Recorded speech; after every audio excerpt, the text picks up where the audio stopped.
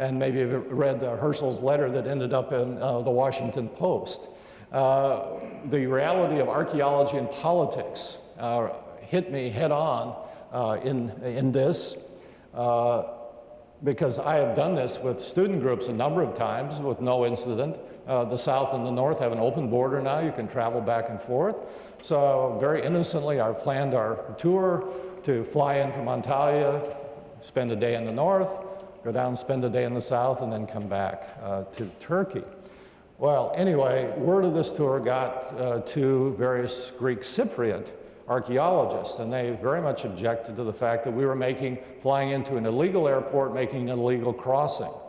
And it really became sort of an archaeological cause célèbre for a while.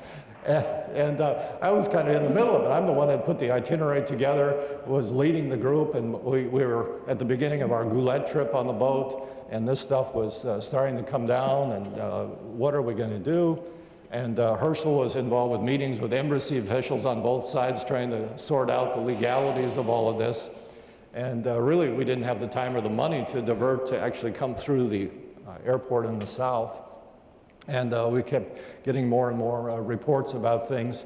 And the final one is that there was an anathema that was pronounced against us by one of the bishops in the Orthodox Church in the South for what we were doing.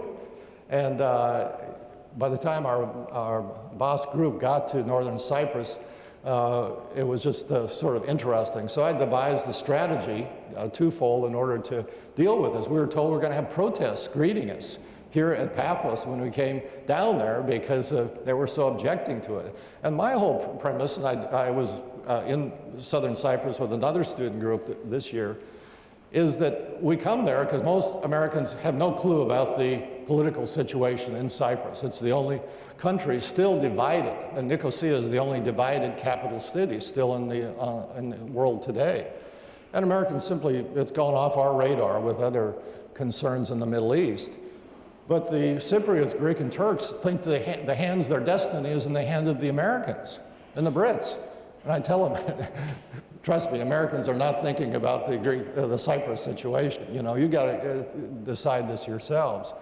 So what we did is we decided we better go there one day early, so we switched our program around.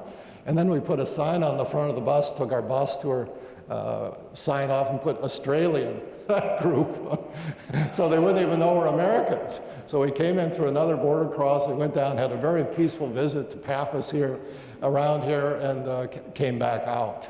And we heard the next day there were protests here in Paphos, but we never showed up. So anyway, that was my introduction to the politics of archaeology.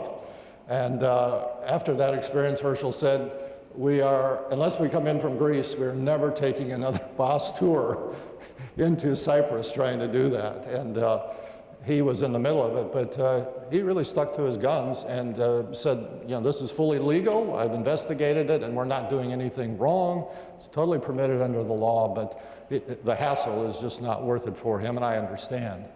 So it shows what a high-profile boss has in the archaeological world, that it created such a furor.